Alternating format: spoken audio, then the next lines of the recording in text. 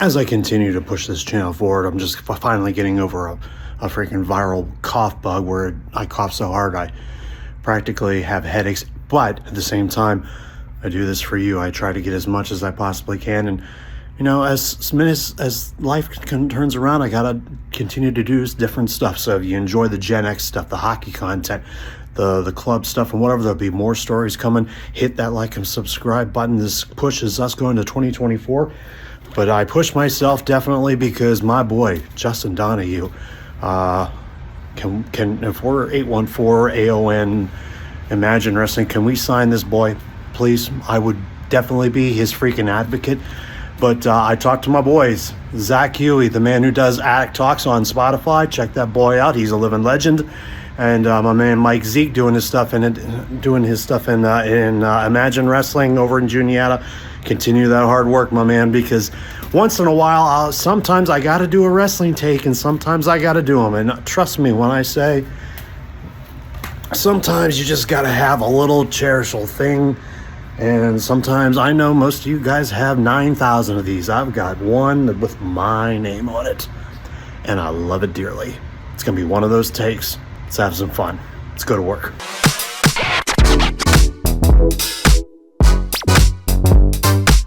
And as always, you bloody legends out there continue to support the channel. We continue to do talks like that. I'm all decked out. Good old Shotzi Blackheart. And kind of what this type of is, but you never know what we're going to be jumping on to. But I needed to address this type of thing because I needed to update an episode that I did a while back. But it's one of those things, JD. I know you're going. We're going to have you on the channel eventually one of these days. In case nobody knows, Justin Donahue is a b-boy that was in my old crew that we all connected with my executive producer and my director. And we're pretty much all b-boys all over the place. And he also DJs, but he is also the man that we now know as the be-all Andrew Loveless. And he has done a lot of independent spots all over central PA. And he's done a little bit of stuff in Ohio, West Virginia, Maryland, and all a bunch. And he's been doing extremely well on his big new journey that he has been doing. And quite honestly, give him some props. We're going to have him on this channel one day, but I'm still holding out. I can definitely be his advocate. I get 3 days off, so can we make that happen, ladies and gentlemen? The be-all Andrew Loveless. Okay, I can do that. I can definitely do. You have no idea. Anyway, a little bit of a not necessarily a little bit of a catch-up type of an episode. But I did a couple wrestling takes a while back, but I did one recently about all the movements that were going around, especially the news with CM Punk, the news with now TNA is back as they have rebranded, Impact now rebranded back to TNA. Possibly they should have never really changed in the first place, but it was good to see some new things. So it's kind of we could probably say it's a little bit of a updated type of a vid, if you will, because I want to get this out to the people who do a lot of wrestling takes. Zach Hughey at Maddox Talk does a little bit of a hands-on type of a thing. He has a good friend named Mike Zeak does the same thing. And hey, you want to do some of these talks? I'm here for you, my man. I'm here for you, brothers. Send a message, whatever. I'd be glad to talk some stuff with you. Meanwhile, here's a bunch of all the big news that just came out in the last handful or whatever. When we saw Dolph Ziggler, Nick Nemeth, did a spot over in New Japan over at Wrestle Kingdom. And we turned around and he is staring Moose in the face at TNA's pay-per-view Hard to Kill at the very end when Moose won the TNA World title. Now we're going to see a dream match. Nick Nemeth is now with TNA, which is a huge take. It's a huge piece of news to see him in TNA. I think he's going to have some banger matches. May not be the only pick that TNA's picked up. You never know what's going to happen. You just don't know, and that was a big push. And I think it's a very, very huge thing for Nick Nemeth to come out. A lot of people thought he was going to go to AEW, work with his brother, but this is a great thing. You're going to see a big dream match between him and Moose. It's going to be fun. That's the great thing about professional wrestling and all the promotions now. You all want to see everybody succeed. You want to see that. I want to see that with Nick. Big signing for TNA, and Dana Brooke also signed. But anyway, good thing we saw that. Now, the other big kicker is I did one the last about a month ago or so about what the WWE needs to do to combat whatever AEW is going to do, and Tony Khan and that endless little Scrooge McDuck purse of his. And that's what he did. He emptied the pocketbook to get Deonna Purrazzo from TNA. And she could have gone to WWE, I believe. Tony Khan offered her more. And plus her debut was right there in New Jersey. And God forbid, I don't know how far Tony Khan stuck that hand down in that purse. God forbid.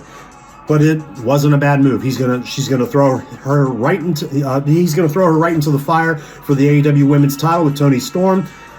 And it's a lot of apples to oranges when it comes to all the certain places. You want everybody to succeed.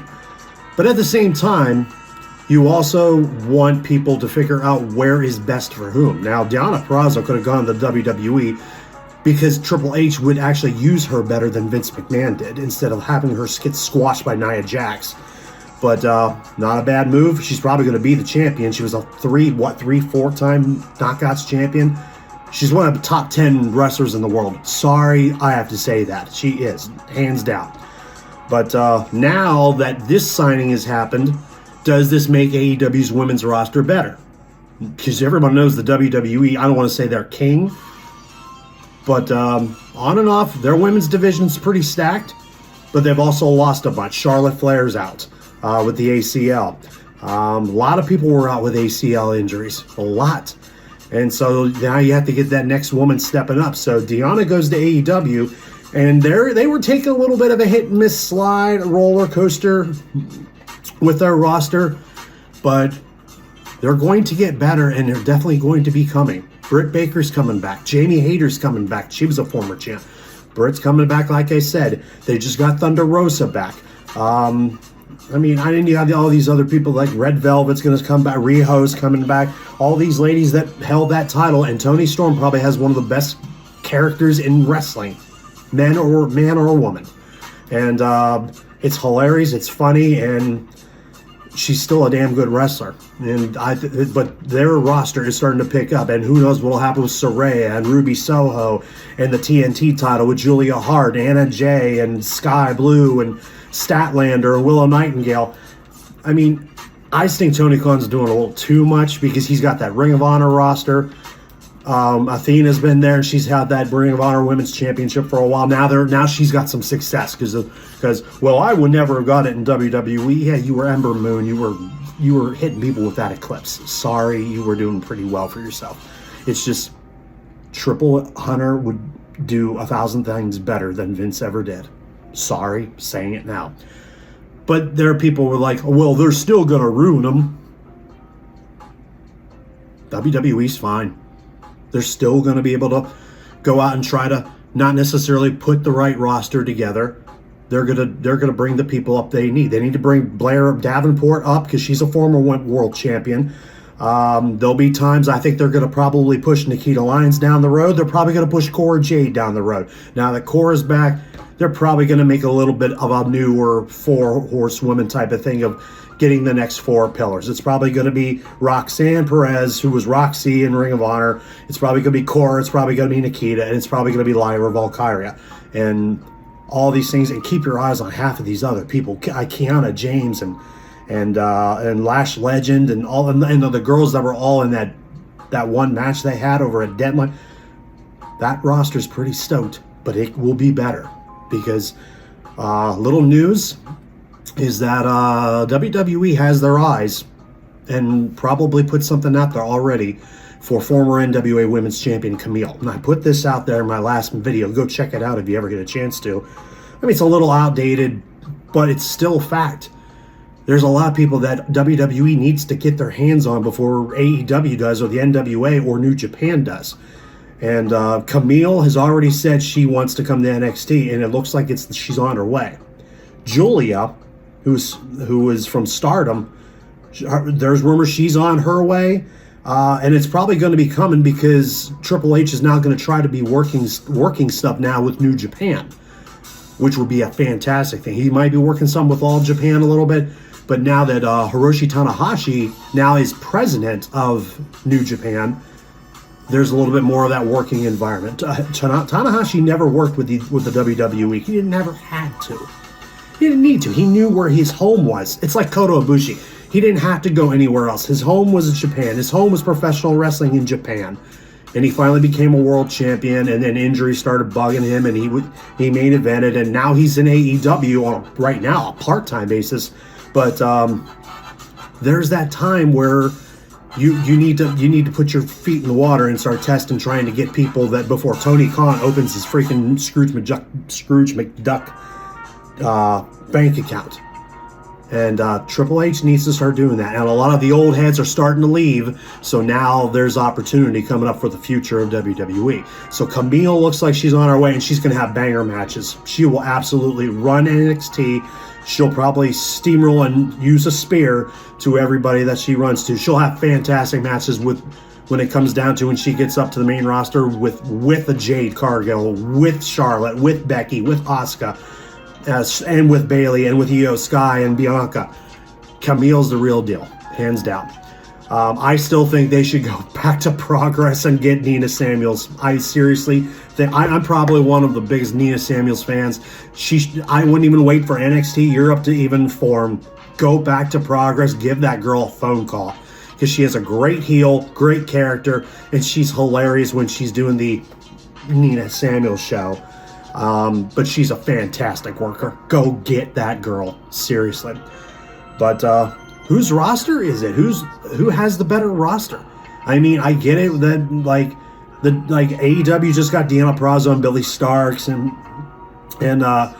there's going to be more coming, and people are making that. Keep your eyes on Megan Bayne, who's from Stardom, and apparently she is a 5'11", 6-foot monster, fit monster, who's working in Stardom, had a couple AEW appearances, and it looks like she's on her way to AEW soon, and she's going to probably outrun and outburn and kill anybody, especially hers. She would steamroll Nyla Rose. Let's just put it that way.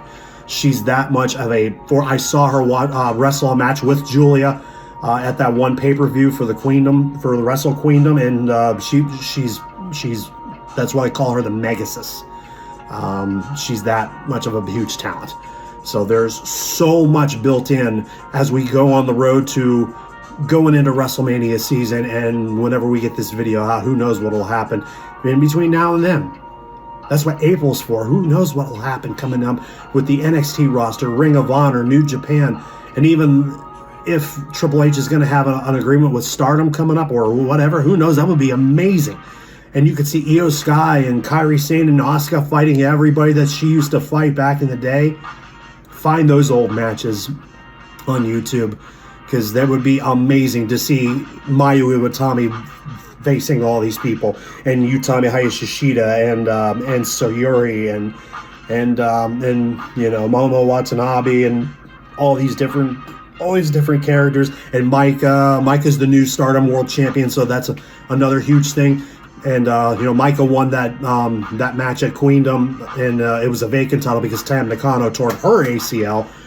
If you don't watch some of this stuff, take a chance and watch some of these matches. They are intense, hands down. So who knows what Triple H will do? Who knows what Scrooge McDuck Tony Khan's going to do? Because I think he's doing way too much stuff to try to rule the wrestling empire. But guys, your take on what do you think is going to happen within the next handful of months as we go toward the Royal Rumble, WrestleMania, and all this stuff coming up? The women's wrestling is picking up, but guys, you like all this stuff that we're going to do, and we'll do a little bit more, especially online. Hit that like, subscribe button if you want to see more, because we're definitely going to be doing more, whether it's on here, on location, because the new laptop's here, it's coming, and once I get this fully loaded, we are going to be doing live right on here. So until then, I'm going to shut this bar down.